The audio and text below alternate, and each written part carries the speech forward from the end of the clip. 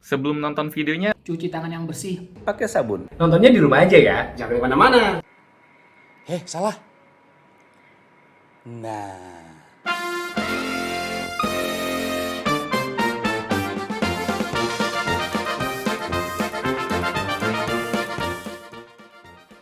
Halo, Assalamualaikum. Sebelum kita mulai reviewnya, saya akan bikin disclaimer dulu ya. Mungkin teman-teman banyak yang mengenal saya sebagai fans dari Huawei dan Honor. Bahkan mungkin banyak juga yang nge-subscribe channel ini karena saya banyak ngebahas kedua produk dari brand itu ya. Karena dulu memang mereka sempat vakum di Indonesia dan saya sempat bahas produk-produk mereka yang nggak masuk ke sini seperti Honor 8, Huawei Nova 2, Huawei P10, Honor 9, kemudian Honor View 10, apalagi ya, kayaknya pernah Honor 10 Lite juga ya. Dan saya nggak keberatan teman-teman menyebut saya sebagai Huawei fans atau Honor fans karena menurut saya adalah fans yang tetap rasional. Buktinya saya nggak beli tuh Huawei Mate 30 Pro dan juga Huawei P40 Pro ya. Karena bagi saya, sebagus apapun handphonenya, saya masih tetap butuh Gojek, bisa ngeliat peta buat kirim-kirim barang. Dan juga buat pekerjaan, saya masih butuh G Suite-nya Google. Nah, buat Nova 5T ini, karena Kadung sudah disebut sebagai fans, kita hajar saja langsung reviewnya dari sisi atau sudut pandang saya sebagai fans ya, bukan sebagai reviewer yang harusnya netral. Gak apa-apa lah ya, sekali-kali beda sudut pandangnya. Yuk kita mulai. Sejatinya, Huawei Nova 5T ini sudah banyak di request penonton ya, sejak harganya turun. Mungkin memang banyak penonton channel ini yang sudah terjerat racun Huawei ya, gara-gara saya. Tapi waktu itu setiap kali diminta atau di request buat nge-review Huawei Nova 5T, saya selalu punya satu alasan yaitu saya masih punya Huawei P30 Pro, jadi buat apa beli Huawei Nova 5T? Tapi seperti yang saya bilang di video unboxingnya, request-request dari netizen ini yang terus meminta saya membandingkan Huawei Nova 5T dengan Realme 6 Pro, membuat saya akan tersadar ya, kira-kira handphone mana lagi coba yang 4 jutaan yang sekenceng ini? Gak cuma kenceng loh sebetulnya, banyak hal yang perlu kita bahas lagi tentang kelebihan-kelebihannya. Oke bos, mungkin baterainya hanya 3750 mAh ya, nggak 4300 seperti Realme 6 Pro. Tapi dalam pemakaian sehari-hari, sama hematnya kok, hampir nggak ada bedanya. Silahkan dicek battery usage-nya ini ya. Ini adalah battery usage beberapa hari yang selalu saya catat, di mana dengan penggunaan full wifi di rumah, dia selalu mampu bertahan di atas 24 jam. Paling lama sekitar 30 jam, dengan screen on time hampir selalu mencapai 8 jam. Kalau misalkan saya lagi banyak keluar rumah, ke mertua misalnya nggak ada wifi di sana, dia bisa bertahan hingga 18 jam ya, dengan screen on time ya kurang lebih rada turun ke 6 jam. Menurut saya sih ini sudah hampir setara ketahanan baterainya dengan Huawei P30 Pro. Wah, jadi mending beli Nova 5T dong dibanding Huawei P30 Pro. Tergantung, kalau memang value yang kamu cari, harga adalah hal yang sensitif buat kamu, bisa jadi Huawei Nova 5T ini jauh lebih baik dibandingkan Huawei P30 Pro. Dengan harga yang hanya setengah dari Huawei P30 Pro, menurut saya Nova 5T ini hanya punya satu spek yang hanya setengahnya dari P30 Pro, yaitu storage-nya, yang hanya 128GB, enggak 256GB seperti Huawei P30 Pro. Udah tahu kan kalau prosesornya sama-sama Kirin 980 dengan Antutu score yang hampir 400.000. Bahkan kalau pakai performance mode katanya tembus 400.000 ya, walaupun buat saya itu nggak terlalu penting. Segini aja udah cukup banget buat kebutuhan saya sehari-hari termasuk main game. Dan ingat, RAM-nya juga sama-sama 8GB dan soal kamera mungkin beda level ya, tapi dengerin saya dulu. Memang kamera dari Nova 5T ini mungkin lebih mainstream ya, kayak brand-brand lain lah yang punya 4 kamera di mana kamera utamanya 48MP, kemudian kamera lainnya ada kamera makro, depth sensor, dan juga ultrawide.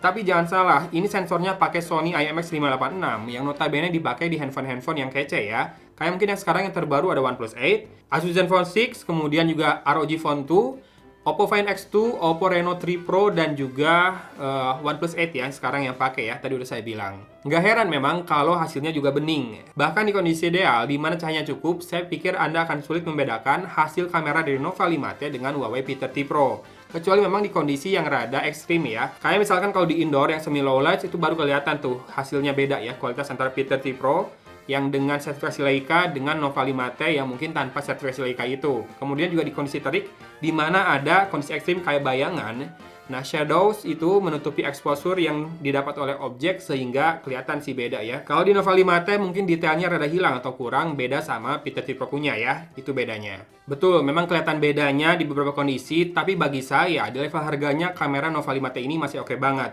Sementara dua kamera lainnya, ultra makro dan depth sensor, ini mainstream banget ya. Bahkan ultra makronya saya bilang hanya pemanis saja, di mana mungkin masih lebih baik dibandingkan kamera ultra makro handphone 2 jutaan, tapi masih di bawah kamera ultra makronya Vivo V19. Kemudian selfie-nya gimana? Menurut saya cukup bagus juga, karena selfie-nya sudah 32 megapiksel, walaupun mungkin di kondisi low light rada beda ya hasilnya.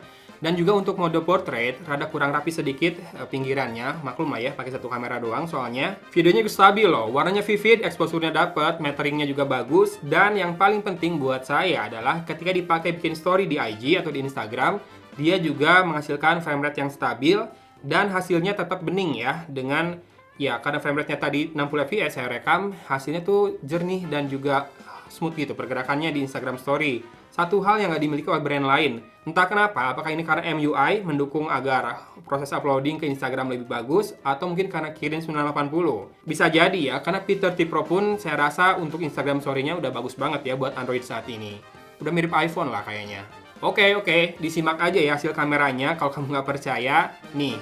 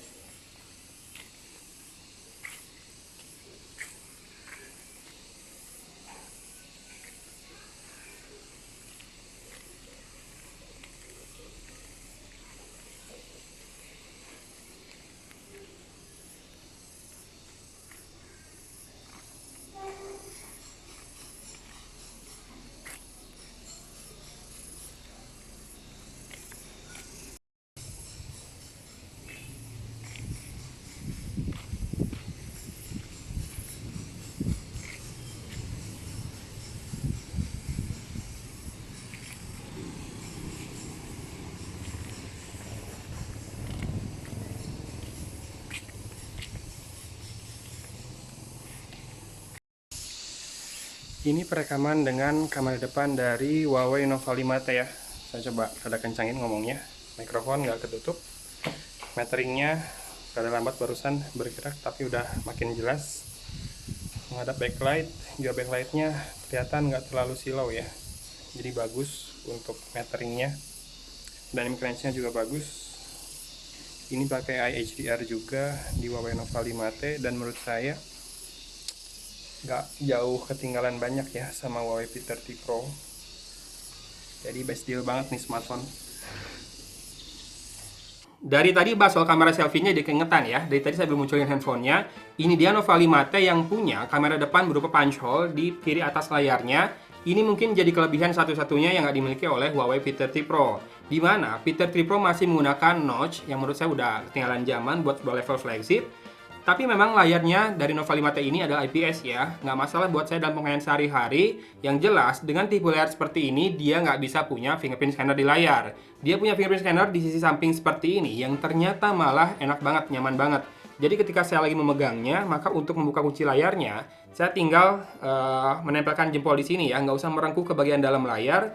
Jadinya, Menurut saya nyaman banget, terlebih bodinya dari Nova 5T ini sangat slim ya, atau sangat tipis, jadinya lebih enak digenggam. Kemudian layarnya juga memang compact ya, 6,26 inci, jadinya bodinya ramping banget, enak buat digenggam, jadinya trade off lah ya, sama baterainya nggak terlalu besar.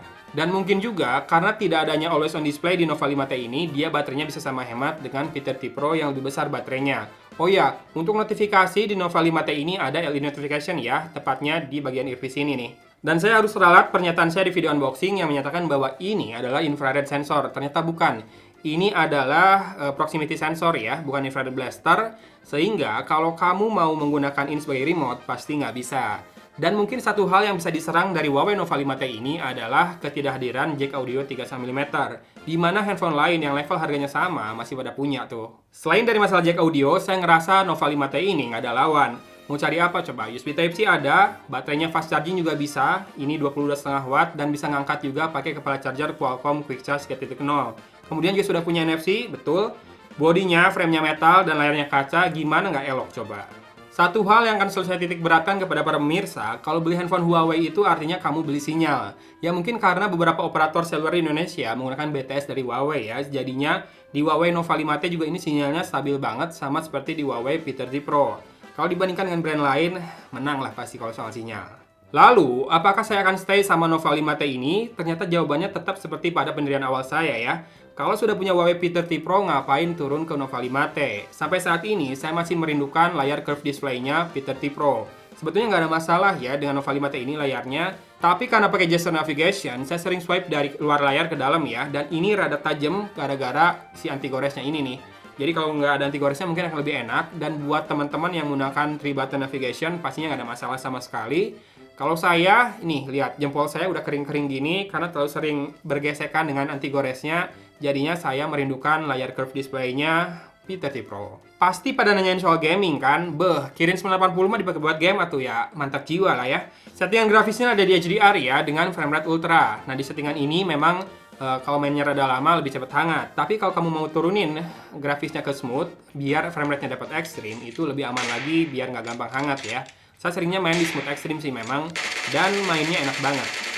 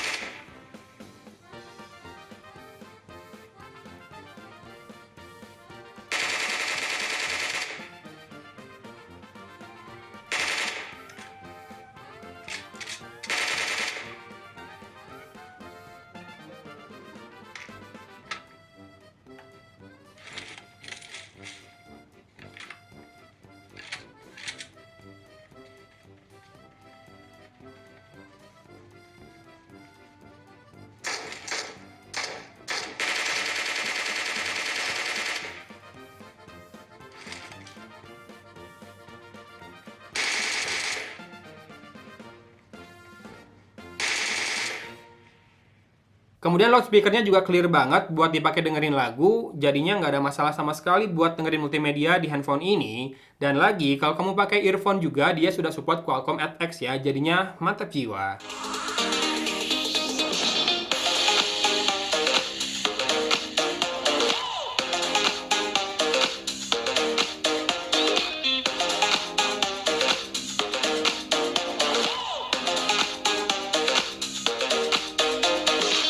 Gimana? Best deal banget nggak tuh? Ya udahlah ya, nggak apa-apa saya dibilang fans juga, karena saya mah fans yang rasional.